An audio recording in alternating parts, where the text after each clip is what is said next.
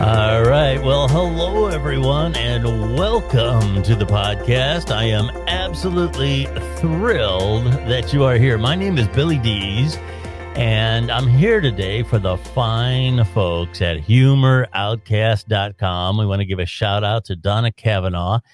She has a couple of publishing umbrellas, Shore House Books, Corner Office Books, all these other great things. And we're very happy to work with all the fine people. HumorOutcast.com, the place to take a humor break. New content posted there pretty much every day. And there's plenty of information on there about the various authors and things like that on there. Do check it out, HumorOutcast.com. One of their authors is with us today, Dave Jaffe. What's going on, Dave? How are you, Billy? Nice to see you. Thank you so much. Awesome. It's great to have you here. But I tell you what, I was prepping for this show, and I usually like to try to give a little bio or something just to give the people a little background. I try not to make them too long because, they, quite frankly, people start to get bored with them really quick.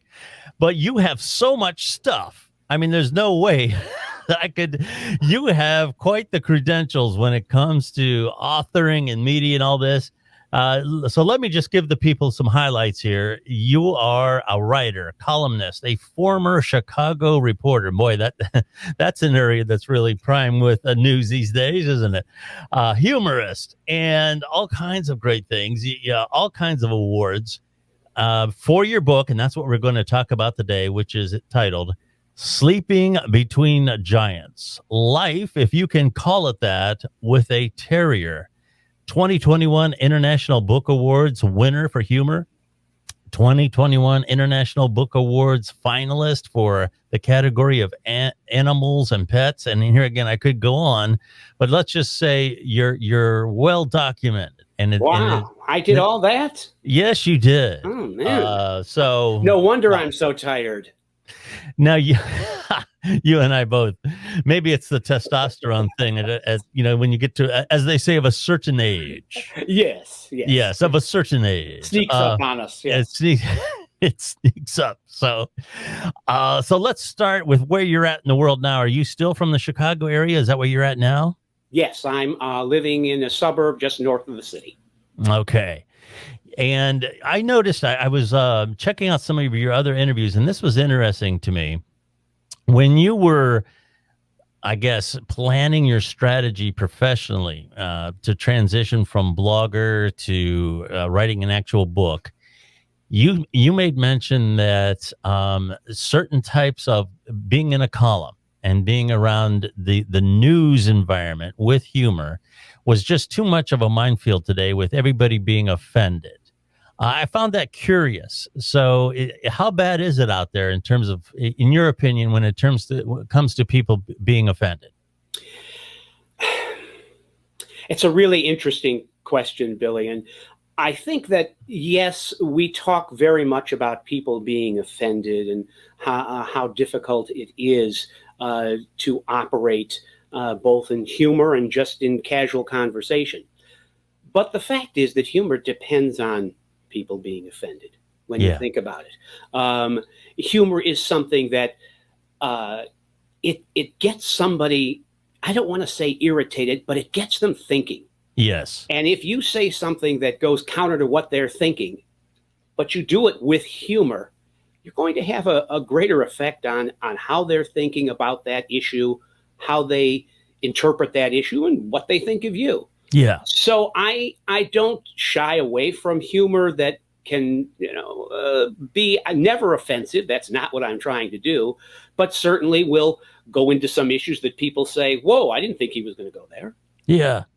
Yeah, that's so true. The provoking part of it. I mean, if you look at some of the biggest people, whether it be George Carlin or any of those people, they all provoked as part of their entertainment, and that's very difficult to do today. And I'm gonna go out on a presume here that your book about the terrier is relatively safe. Of course, somebody out there can find a way to be offended, but I'm going to say, in terms of a relationship, and I'm going to paraphrase, this book explores the highly successful and often confusing relationship between canines and giants, and us being the giants. So I'm going to say that the relationship between mankind and dogs is relatively smooth sailing in terms of this isn't an offensive book. This isn't something that people are going to jump out of their skin. This is just good fun. Is that how you would describe the book? I think that's very well described. I haven't even gotten any complaints from terriers about this one.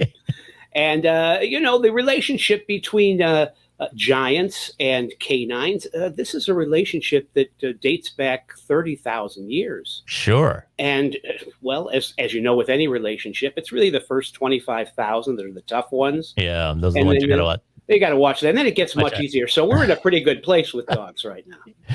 That's so true. And it's somewhat true of cats, although the lineage with cats isn't as long as it is with dogs.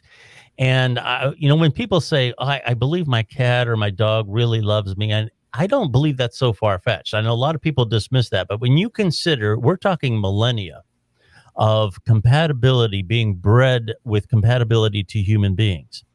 And with that kind of a lineage, to me, it makes perfect sense that these animals are going to have human traits. I don't find that far-fetched at all. No, not at all. And even if they don't have human traits, we will see those human traits in them. Yes. We will interpret from our pets' actions what's going on. I mean, I have a superpower, if you will, and it's I can hear what's going on in dogs' heads. Okay. Now, I don't know if it's because of cosmic radiation or a blow I took as a child or something like that. Yeah. But I can look at my dogs. I can see that rather benign look on their face. Yeah. I can hear something's going on there. Something's going on. Yeah, and I think that's how we all are with our pets after a while. We know what they're thinking. And I certainly get a sense that they care about what we're thinking, or certainly what we're feeling. Absolutely. They can sure pick up on that. Oh, yeah. And it's just like anything else. Not all dogs can, not all cats can. Just like some people are not really in tune to their other people and their surroundings. Some people are highly in tune. They're very acute to that. And some animals are just like people. Every once in a while, you get a special one, and they're really dialed into you. So how did you come up with the idea to write this book about? Well, like all inspirational books, this one started with a dead dog. Oh. I had a terrier, and he was a great little dog. He was a little criminal, a little tough guy who matured into a mafia don in the neighborhood. Yeah. And he ran the household. And when he was about 14, he got a kidney illness, and it took him. And I'm sure he would have preferred to go down under police machine gun fire in a Chicago alley. He was a tough guy, but blaze of glory. Exactly. Right.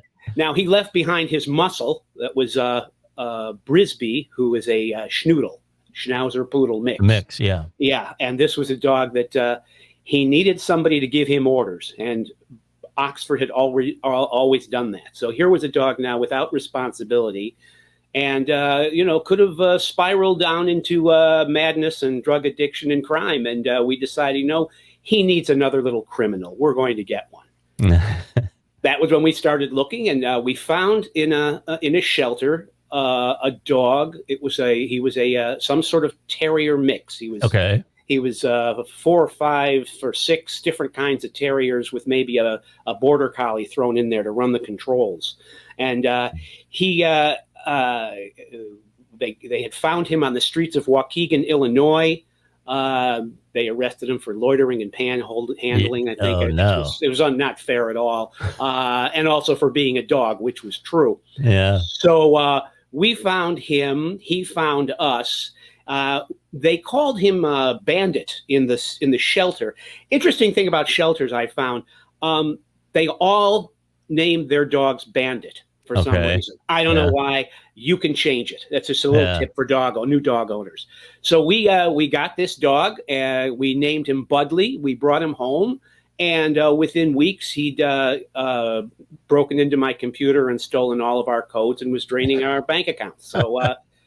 it's been fun ever since. Yeah, well, there's a stigma with picking them up off the street in the shelters now, and that's not necessarily true. Sometimes the best dogs are the ones with the rough backgrounds and the mixed pedigree. Sometimes the I guess purebreds don't always make the best pets. Isn't that true? Well, the truth is that dogs from shelters are the only way I will go from now on. Yeah. I had dogs from breeders before that, before this guy, Mm-hmm. and I realized, you know what? You go and you see a dog, you think that about dogs. Oh, they've had a hard life. They're probably all, in the shelter. They're twisted and dark, and they have a backstory like Batman, and Mm-hmm. but then you go and you see them. Yeah, And they have a way of burrowing into your heart and absolutely taking up residence for, 12, 15 years if you're lucky. And then they depart and they leave a dog-sized hole in your heart Oh, that they you do, got to sure. fill again. Yeah. So getting a dog from a shelter is the best thing you can do, I think. And it's not, I think it's often presented wrong in the sense that it's not a sad situation. Not always. Yes, of course, Sure. there are dogs that are troubled, but it's not a sad situation. They're wonderful little dogs all over in these shelters. They're looking for a home. You're looking for a dog. Hey, let's sign a contract. We'll get something going here. Yeah, that's a great way to approach things, but there's there's a lot of animals out there that could use some love, and the older ones too, and sometimes the older ones make great pets, and people always want puppies and they always want kittens, but there's some great animals out there that are up in years. Now, the title of your book, "Sleeping Between Giants," I'm going to guess that has something to do with the dogs getting into bed with you. What's with the title? The title's kind of it's two-pronged. One is sleeping between giants. It speaks to that enormous trust that comes between canines and giants. Yeah. And the trust is exemplified by the fact that they'll sleep in your bed between you and trust that you're not going to roll over and crush them in the middle of the night. So I thought, well, that seems to be that answers a lot of questions. Let's call them sleeping between giants, because that's what they do. And of course, yes, there is the battle for the bed space. Yes, that's a tough one. And I've had 4 dogs, and I've lost on all 4 of those battles. Yeah, it's cute. I haven't heard this name pronounced, so correct me if I'm wrong. But it's Budleigh, is that correct? Yes, Budley. Budleigh. Okay. Yeah. How soon after you adopted Budleigh did you start writing about him? When was he an inspiration for your stories? Oh, he was an inspiration from the get-go. I started writing about him as soon as he started having his antics, as everybody calls their dogs. Mm-hmm. They have their antics, and his started. Within the first week, when my wife had made lovely dinner and made a cornbread from scratch. It was just delicious. I heard. I never really found out if it was delicious, because we dared to leave the table without watching Budley. And we were gone for almost 2 minutes. Mm-hmm. And when we came back, he was standing in the middle of the table, and he had eaten half a loaf of cornbread. Wow. Now, I've never seen happiness on a dog's face. It's hard to read a dog. This was the happiest dog I've ever seen. Wow. It's as though he was saying, this is going to work out just fine. These are good people. I like cornbread, because, dogs on the street, it's a tough life out there, and you don't get much cornbread. No, you really don't. Yeah, cornbread's probably not high up on the list, especially a whole loaf, right? Or especially a whole loaf, exactly. Yeah. So anyway, I started writing about this dog and dogs in general. Yeah. Because the book doesn't just talk about a terrier or only terriers. It brings in a lot of different kinds of dogs. And I started writing these pieces because, as an old former columnist for different publications, I'd always written about generally everything. And now I thought, how about if you just did it on one particular topic, dogs? Yeah. Well, of course, doing it on one topic as a columnist, that's merely the vehicle. I write about everything, but I do it through the sensibilities of a terrier. And that's kind of fun. Yeah, that was kind of the challenge for me. Okay. So I decided to create, instead of the idea of, oh, what am I going to do? Should I write a whole book? I thought, gee, there's this new thing called the internet. Yes. Why don't we create a blog and start writing columns? And that's what I did. And eventually there was such a profusion of material that I thought, okay, let's put this together and see how it works in a nice book. And I did that. And awesome. That's how the first one came out.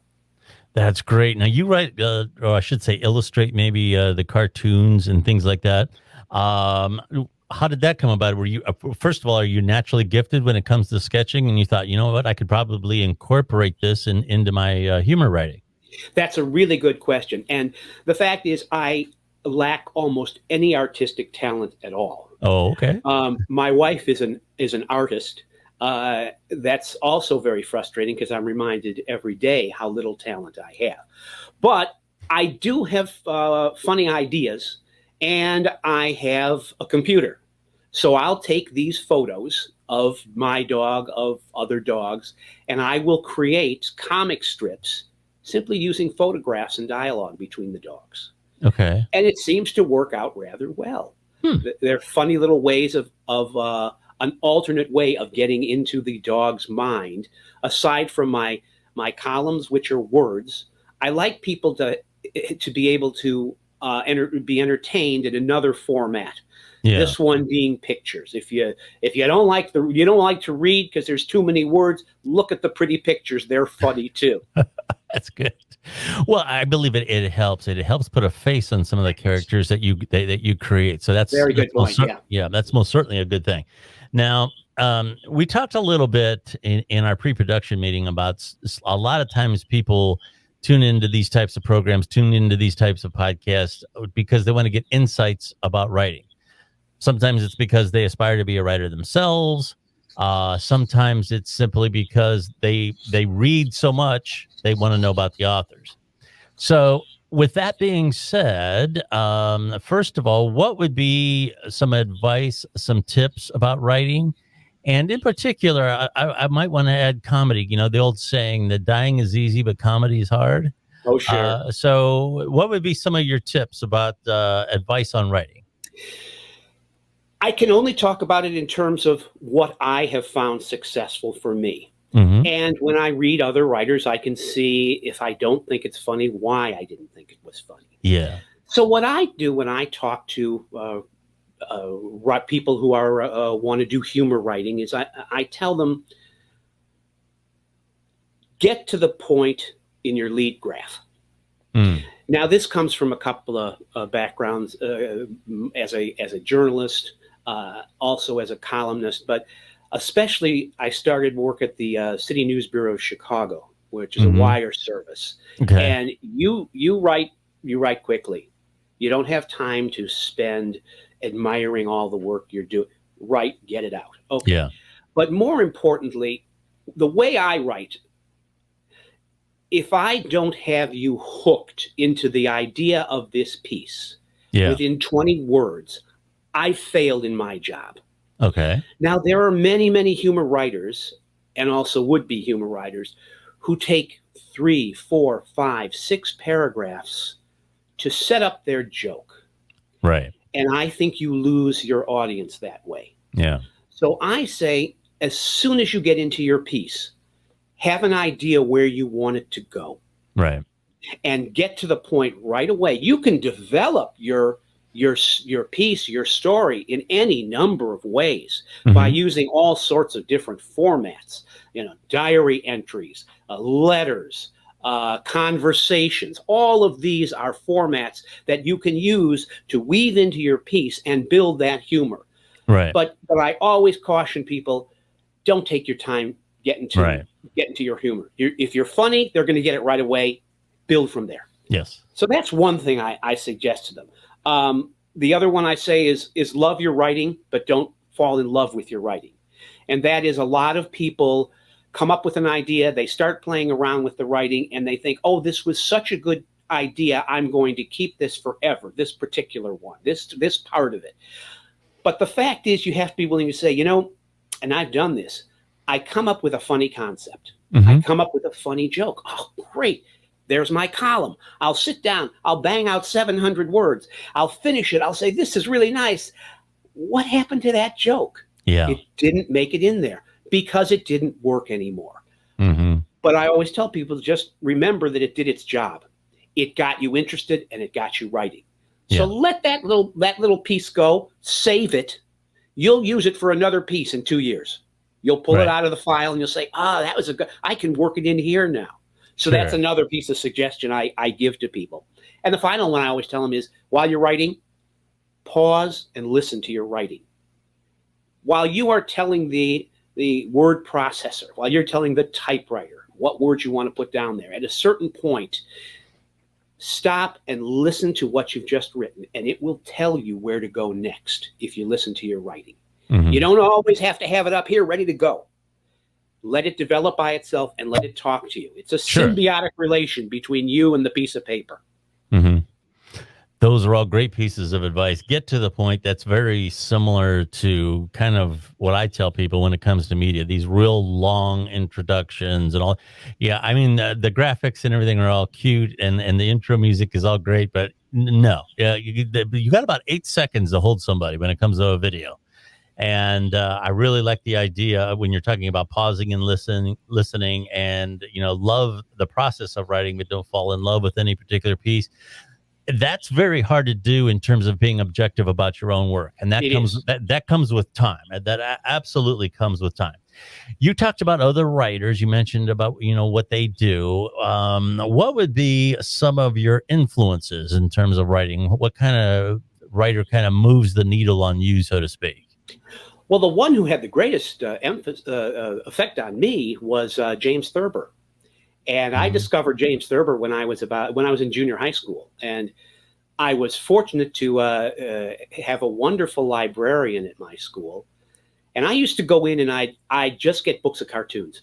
I would read cartoons. I loved cartoons. I'd get the New Yorker cartoons at 13. I didn't know what most of them were talking about, but there were always ones that I thought were funny. And the lovely Miss Wood, who was a Southern lady, she was very sweet and so smart. And she said to me, I noticed you like to read cartoons. There are some writers who do cartoons, but they also write. She took me over to the shelf of several James Thurber books. I took one off called Let Your Mind Alone. And I started reading it right there. And I had an epiphany.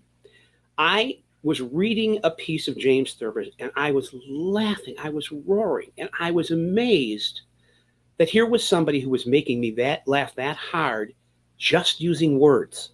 Mm-hmm. And I was shocked by that. So from there, I read everything that James Thurber ever wrote, and then went on and started reading, anyone who ever sat at the Algonquin Round Table, reading their work. So that was a very powerful early influence.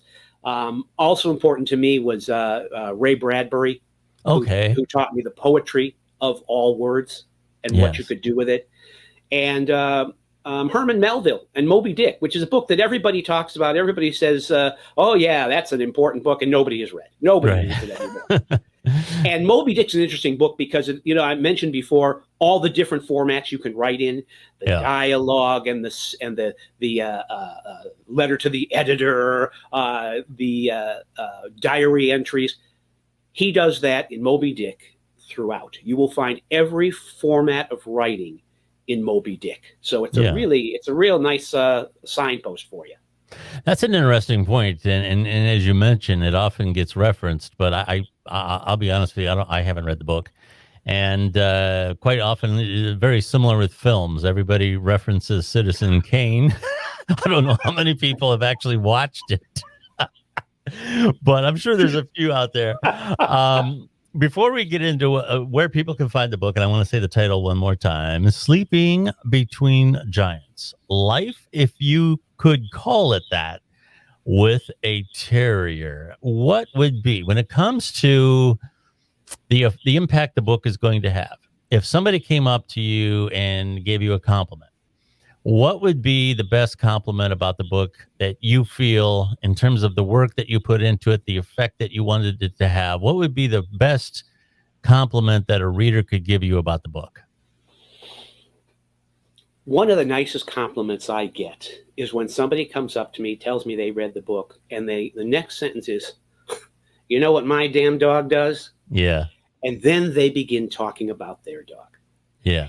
And I love that because it Okay. means somehow something in this book talked to them and told them, yeah, this is something I should read because I know dogs, and now this dog is just like it.